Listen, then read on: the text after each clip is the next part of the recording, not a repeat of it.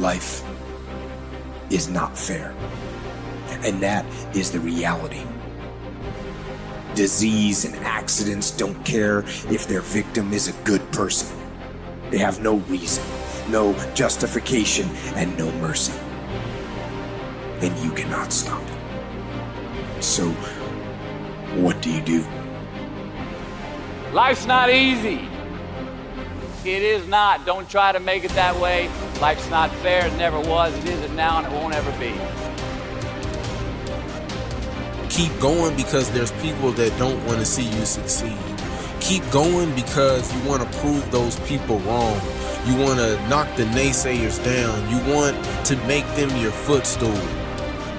I'm telling you to keep going when you face opposition. I'm telling you to keep going when you face adversity. People always ask me like there's some magical response. How did you go from just coming from Liberty City, selected one of the top 5 speakers in the world? I was willing to work. Most people aren't willing to do that because I was moving. I want you to write this down. Keep it moving. One of the things that you don't want to do is become comfortable with where you are when you know in your heart of hearts you can have more and you can do more, and there's a life for you beyond survival. And I just felt that I could do more.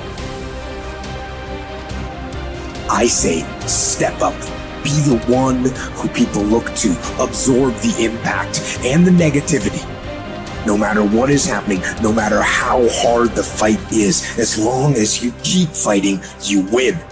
Only surrender is defeat. Only quitting is the end. So fight on. Sometimes you're gonna just say you just don't have it anymore. You must reconnect with your possibilities. It's time for us to rise again.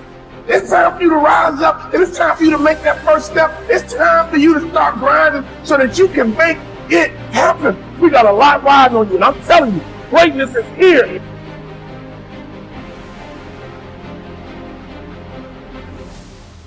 You can be and do whatever you want, and nobody can stop you. Nobody can stop you but you.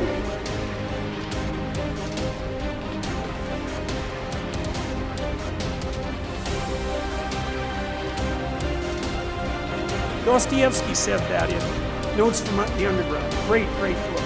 You know, he said, I love this. It was his an early criticism of the notion of a political utopia.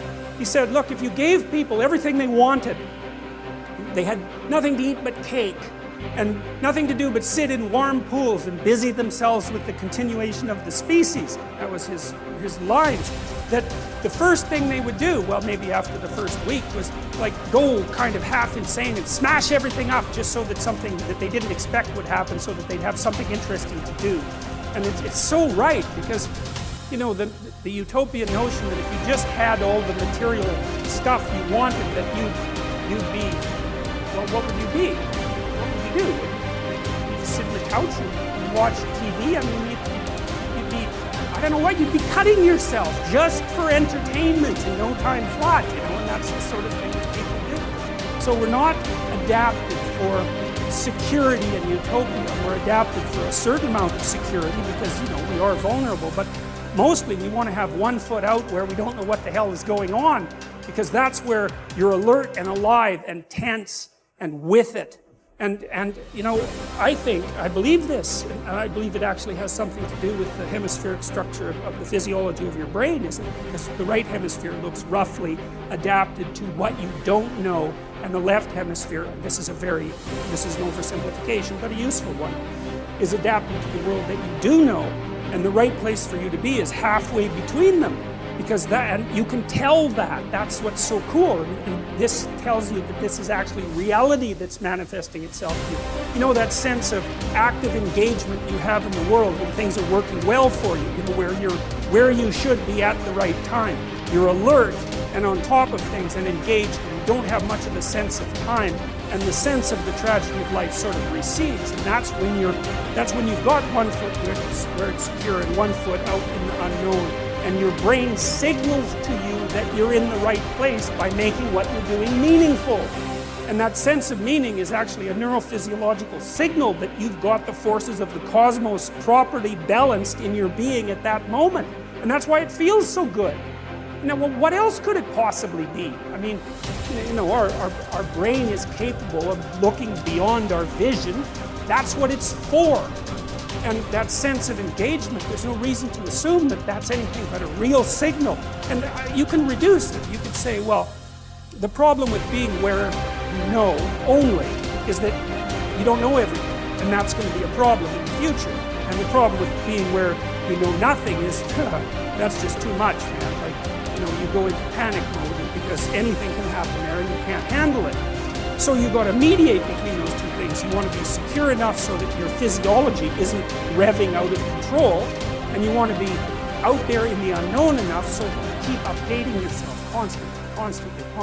And that's the place where information flow is maximized. And you know that because that's where you are when you're having a really interesting conversation with someone, or you're gripped by a book, or you're really into a movie, or maybe something that you do as apart from your work, or maybe even in your work, you're into it. And that's because you are in the right place at the right time, and your whole nervous system is signaling that to you.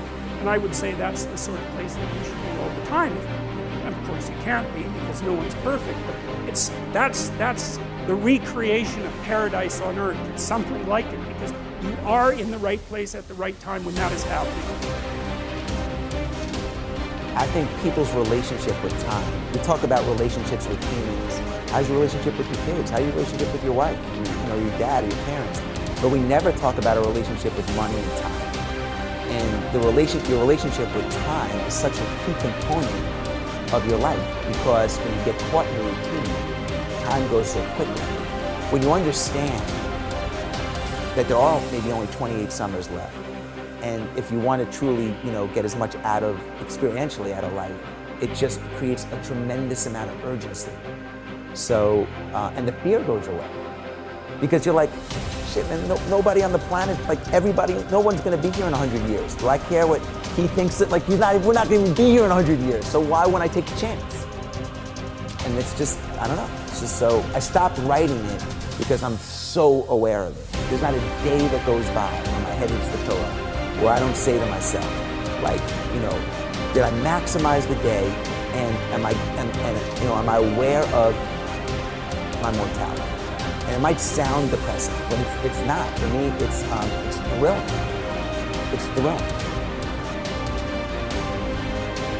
You have to make that decision for yourself. You have to decide, I'm going to pursue that path, which is going to be really, really hard and difficult and take many, many years and be a great sacrifice, or am I going to pursue being a great employee? Now, if you want to be a great employee, you've got to remember something.